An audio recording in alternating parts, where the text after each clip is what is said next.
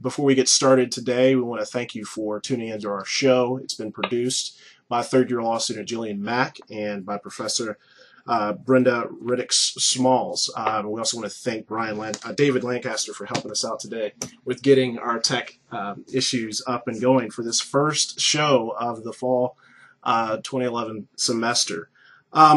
Today we have a very interesting topic, and it's a two-parts. The first topic of a two-part series basically titled Religion, Marriage, and the Constitution, Defining Marriage versus the Freedom to Marry. And we are going to be joined in just a few moments by a special guest, Tammy Fitzgerald. Ms. Fitzgerald is a lobbyist and an attorney in Raleigh. She's the executive director of the North Carolina Values Coalition and very much a proponent of the recent legislation that was passed by our North Carolina General Assembly, S. 514, which is the Defense of Marriage Bill, which is now going to referendum in May of 2012. She is one of the leading proponents and helped to craft the language of that bill. So before we get started, I just want to let everyone know that this is a call-in talk show, and we are centered on constitutional issues, particularly around the First Amendment. And with that, just be mindful. Please refrain from any disparaging, offensive, indecent, hateful, harassing, obscene, defamatory, or even pornographic comments. Just remember to keep it clean, and let's keep it professional. So with that said, we're going to now bring on our guest for today, Miss Tammy Fitzgerald. Ms. Fitzgerald?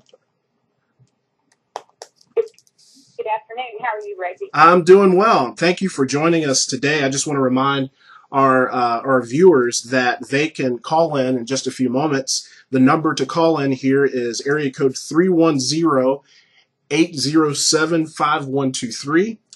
You can also check us out at www.blogtalkradio.com/iSpeak. Ms. Fitzgerald, thank you for joining us. I've just introduced you to our audience today. You are joining us from the... Thanks for having me, Reggie. Yeah, thank you. Well, we just want to go ahead and jump right into it. The issue of marriage and the First Amendment is really the central topic of what we're going to be discussing today.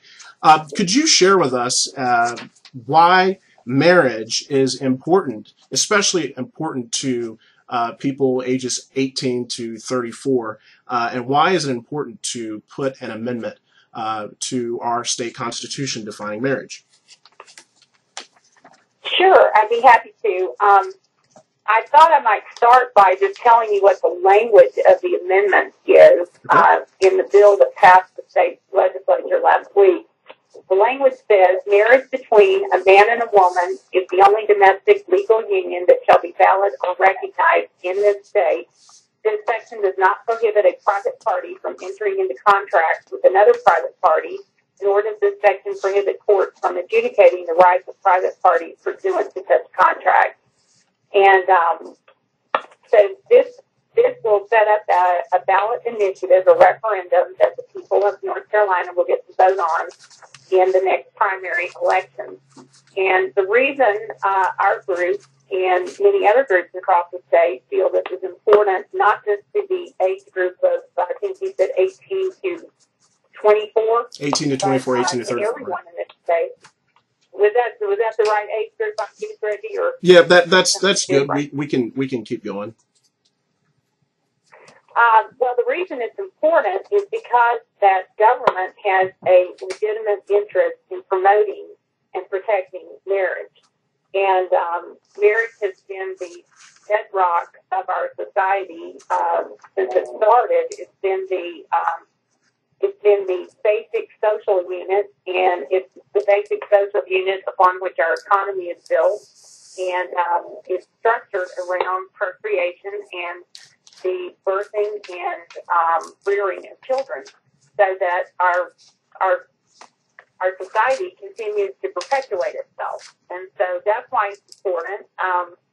The reason for a constitutional amendment, and I'll talk first a little bit about our statutes in North Carolina. We have two good marriage statutes. One defines marriage as between a male and a female person, and that's our original marriage statute that I think dates back to 1906. Before that, that, marriage was a common law matter. We have a 1996 statute called our Defense of Marriage Act, which says that marriages between persons of the same gender, whether they're performed in our state or outside our state, are invalid. And so, those are good statutes. They do define marriage as between one man and one woman.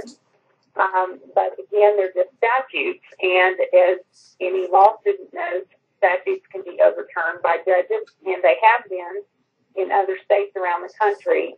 Statutes very similar to ours on marriage have been overturned.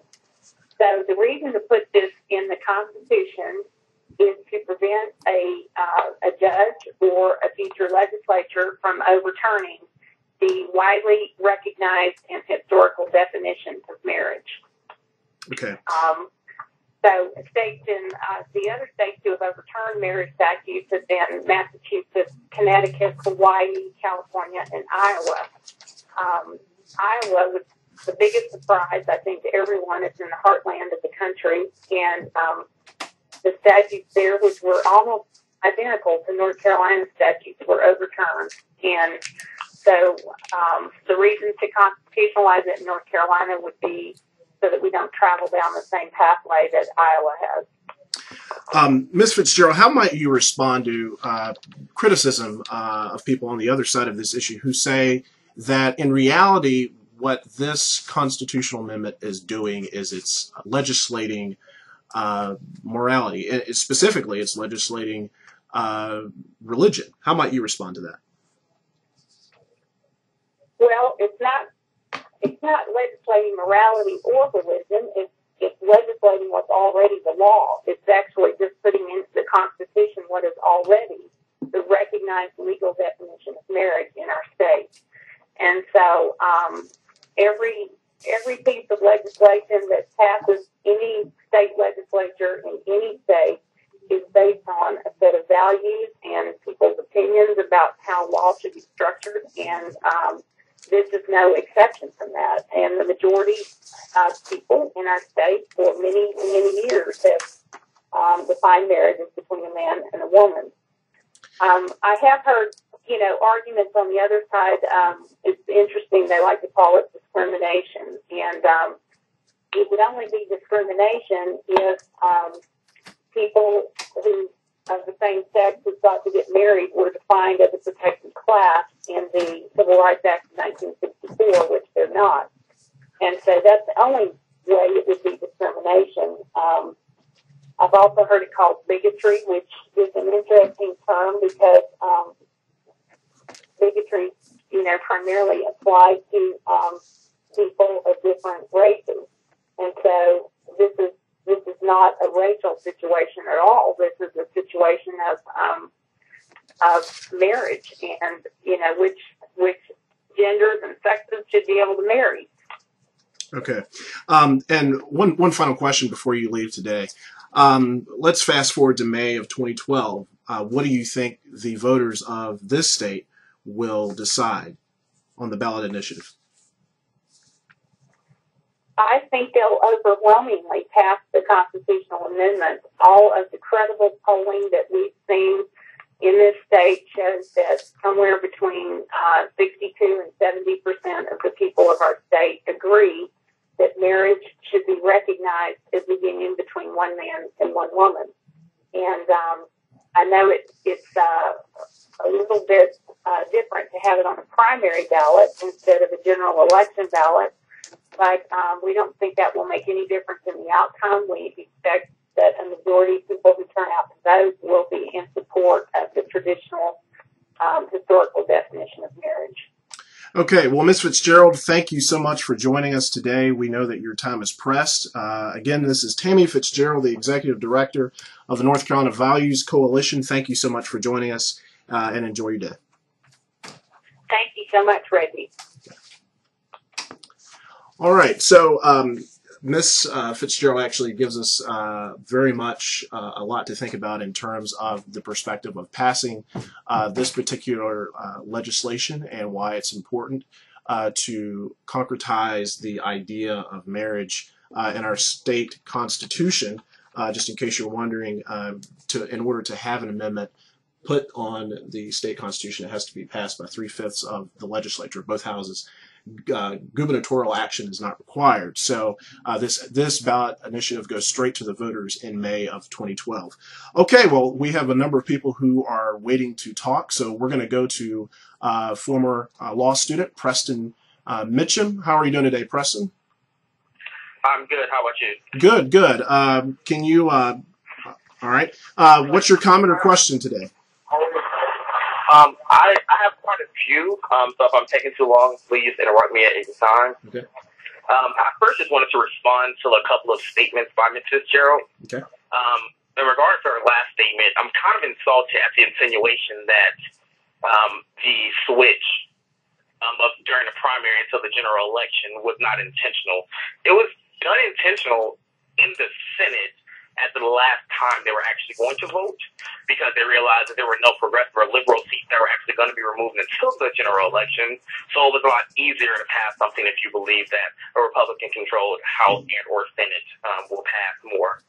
So that's one of the first things I wanted to say. And secondly, the government does have an interest in protecting marriage, but there does not seem to be a legitimate reason for it being particularly between a man and a woman. This statute is nothing, or this legislation is nothing more than animus towards the LGBT community. People generally realize how difficult it is to amend the Constitution. So if you already have two things embedded into statutes, we have two things in our North Carolina statute that particularly state that it's between a man and a woman, then any additional legislation is clearly an attempt to further prejudice of a group that's already viewed as inferior. I would like everyone to remember that the issue here would bar legal recognition of any union besides marriage between one man and one woman. This will clearly cause some kind of tension between both homosexual and heterosexual couples. And let me just say that I'm an advocate of states' rights unless they interfere with fundamentally constitutionally protected rights. This legislation is clearly one of the biggest improvements on individual rights that North Carolina has seen in years. North Carolina remains the only southern state to this date without a constitutional amendment, and not discriminating against your own citizens is something the state should be proud of. However, unfortunately, North Carolina wants to become like every other southern state. Okay, well, Preston, Preston, this is Latoya Love. Just to interrupt for 1 second, as you heard our guest speaker discuss, the purpose for the amendment was because the legislation can be overturned at any time in the courts. So she wants to protect the right, or the right of marriage between a man and a woman, and keep that power within the legislature. So I just want to ask you, who do you feel is the proper body to define marriage? The courts, the legislature, religious entities, for example? The proper body, the proper person, obviously, the legislature is the ones who create the law, and the courts are the ones who interpret the law. But if you have things already that the legislature has passed to even create any statute twice, then I see no reason for it to be an additional discriminatory statement into your state constitution. Okay. All right, Preston, that's why I always say, excuse me, I'm sorry. No, go ahead and finish. Well, no, and that's why in general, that's why a lot of people I've communicated with are against it, because there's no purpose of it being in the Constitution, of it being between one man and one woman solely. You're not protecting marriage. There's clearly something that's underlying this whole situation, and no one can just ignore the animus that's behind this legislation. Absolutely. Well, thank you, Preston, for calling in. We appreciate it. Thank you. Okay, before we go to our next caller, and we'll get to some other questions in just a moment. There's something to think about that Ms. Fitzgerald had to say, and she sort of kind of mentioned it, and I think we can discuss a little bit of the perception that people who are in the LGBT community have the same status, or don't have the same status, as perhaps African Americans who went through, those of us who, our ancestors who went through the civil rights movement. So should people in the gay community share the same status, be a protected class of citizens that would be protected under most of the discrimination laws? That's something to think about, and we'll go to our next caller. Please, hello caller, please state your name and where you're from. Hello caller, please state your name and where you're from. Okay, we'll go to another caller. Okay, please state your name and where you're from. Hello, caller. Okay, that's all right. Hello? Hello, good afternoon. My name is Marsha. Can you hear me? Yes, we can, Marsha. Please tell us where you're from. Yes, I'm actually from Apex, North Carolina. Okay, great. Just to begin, I would like to go ahead and comment on Preston Mitchum's comments earlier. I do agree that there's some underlying social issue that the legislator is not willing to address at this time. I'm proud to share that I participate in a domestic partnership with my girlfriend for the past 5 years. And the thing that I have an issue with most is it seems to me that whoever, I clearly there's an issue on who has the right to define what marriage is. There's an issue there, or a disagreement, I would guess we could say. But isn't my right to express how I love, should that not be protected under the First Amendment?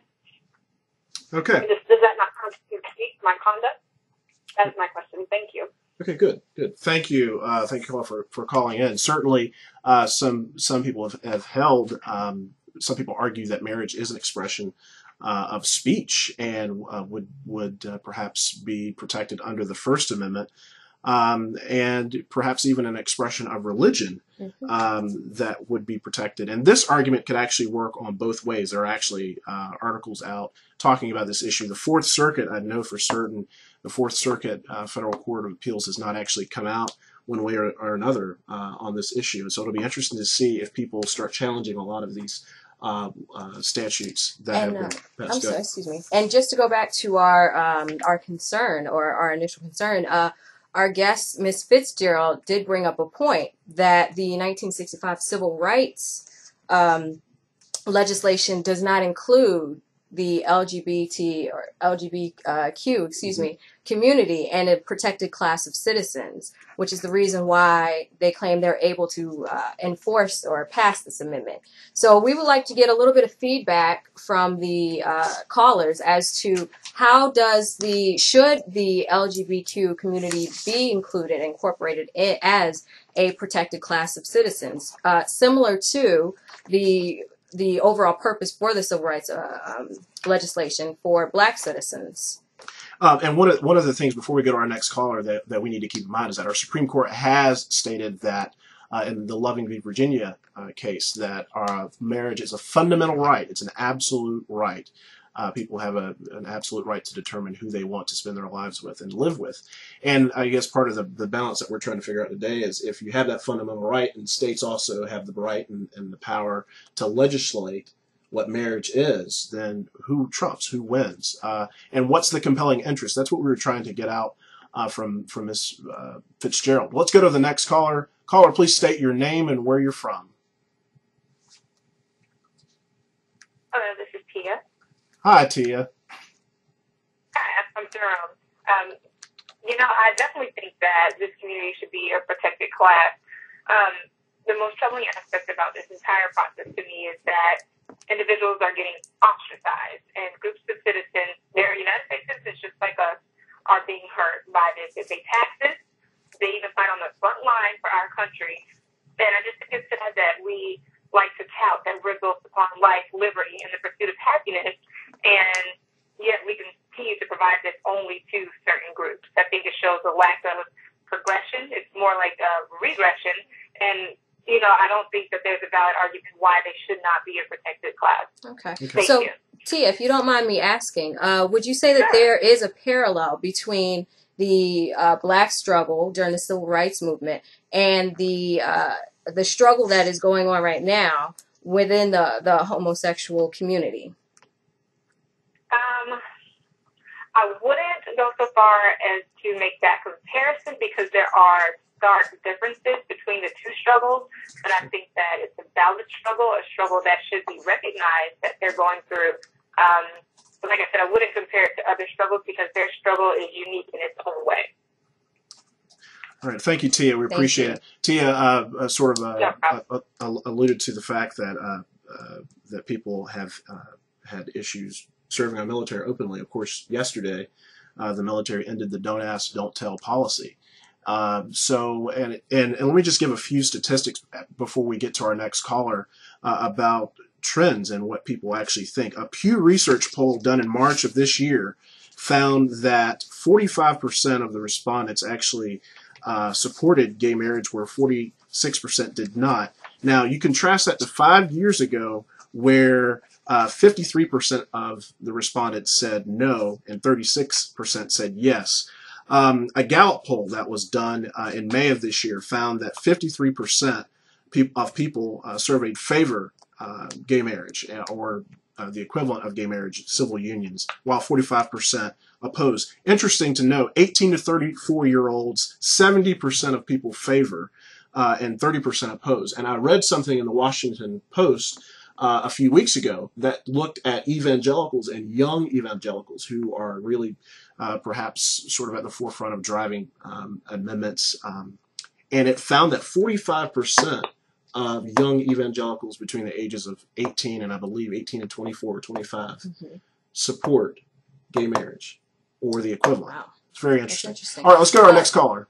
And actually, I do want to bring up another point. Yeah.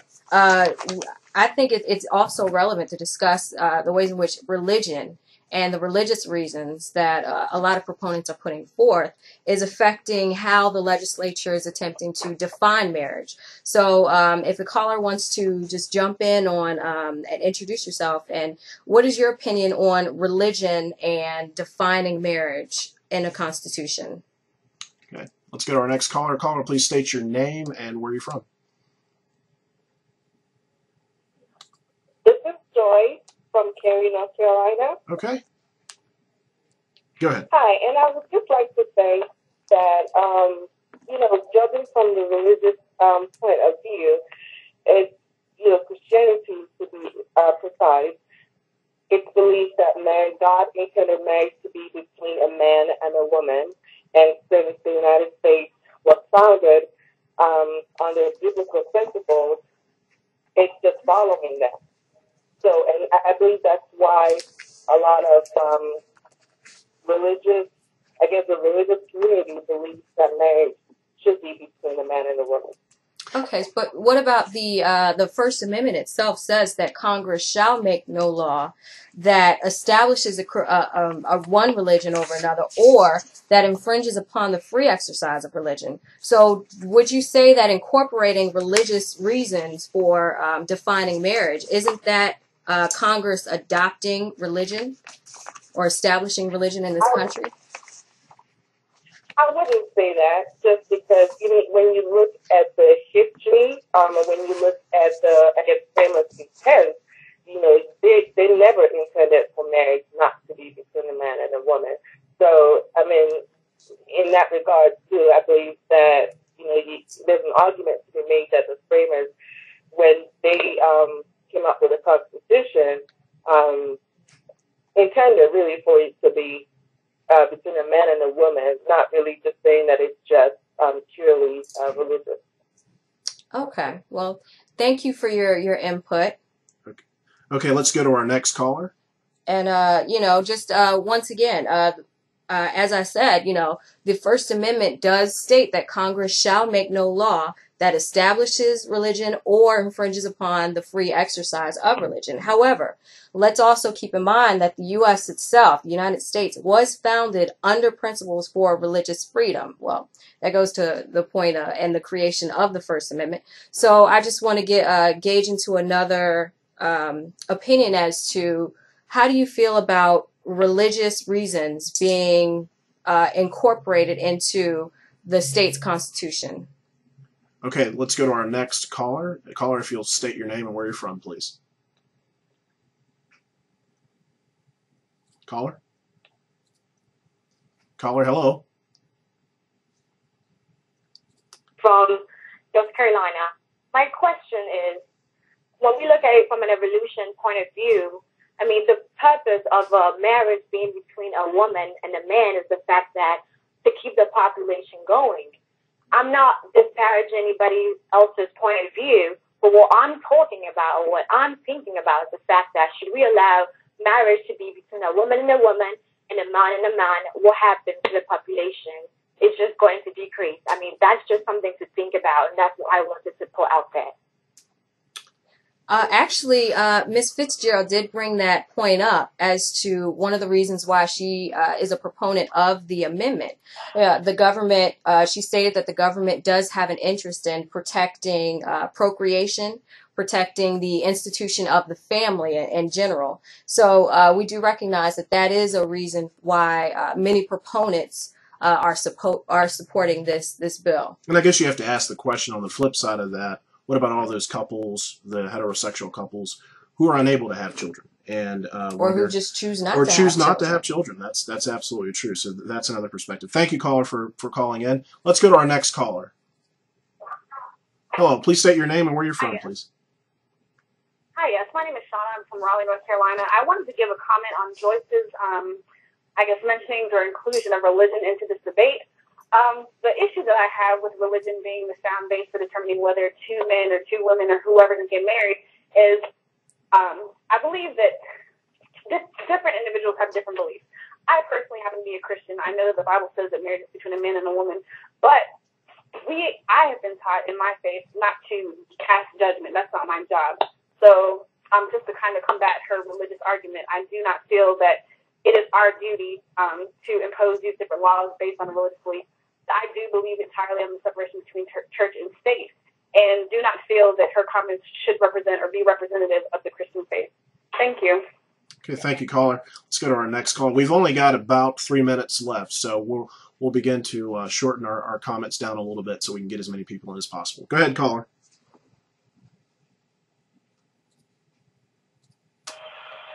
Okay, thank you. Hello? Caller, hello? Okay, we'll go to our next caller. Hello? Okay. Well, if you weren't able to reach us for some reason, just call right back. But before we go to our next caller, one of the things that came up both in Ms. Fitzgerald's conversation and just what people have been saying recently is the impact that religion has in creating legislation. And of course, there's a Supreme Court case, a very landmark case, Lemon v. Kurtzman, and that established the Lemon test and certain elements that have to be met by the government in order to pass constitutional muster so that you're not actually violating the Establishment Clause of the First Amendment. And we're really looking for a secular purpose. That's one of the main elements I think that we're looking for in legislation like what North Carolina just passed in the General Assembly. Well, actually, I thought it was interesting that Ms. Fitzgerald did say that the government does have an interest in protecting procreation, protecting the family. Some would see that those as moral values that they are proposing to enforce upon an entire state. Yeah.